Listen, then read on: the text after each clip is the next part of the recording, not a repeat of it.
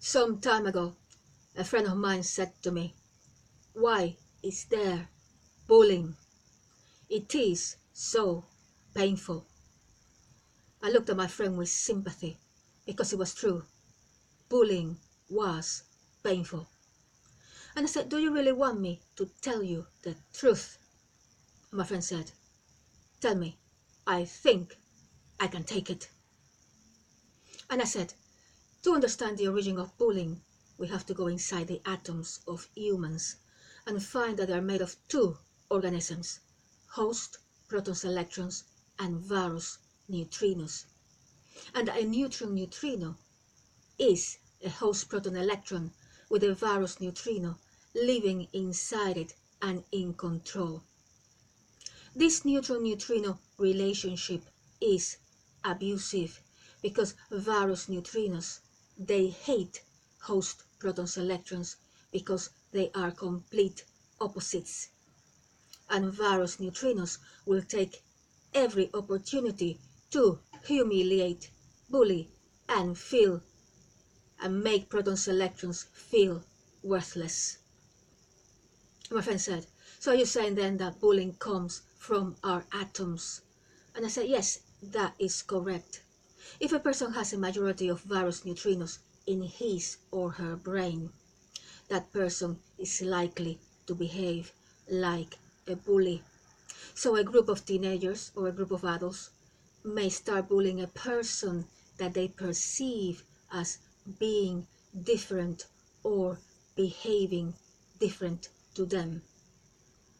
And my friend said, "So are you saying then that it's these varus neutrinos that are responsible for bullying?" And I said, "Yes, that is correct." And my friend said, "What I need to understand is, why is it that varus neutrinos hate host protons electrons so much?" And I said, "Well, they are complete opposites. And I'm going to give you some examples. Host protons electrons, they have genetic and emotional complexity. Varus neutrinos are non-complex. Host protons electrons, they can copy themselves independently. Varus neutrinos cannot. They have to infect host protons electrons and force them to copy the virus. Host protons electrons, they like cooperation. Varus neutrinos, they like competition. Viruses compete with each other to infect hosts. But what you need to understand is that varus neutrinos, they want power supremacy on planet Earth. And one of the ways they can achieve that is through drugs. When people taking drugs, they're taking in heavier atoms with plenty of varus neutrinos, and that will lead to drug addicts to behave like a virus. And they can bully, they can abuse, they can infect, and they can commit lots of other crimes. My friend said, "So what can people being bullied do to help themselves against bullies?" And I said, the answer is not easy, but the main thing a bullied person should do is to understand why bullies bully. It is because they are being controlled by varus neutrinos, and varus neutrinos know they are inferior to hosts.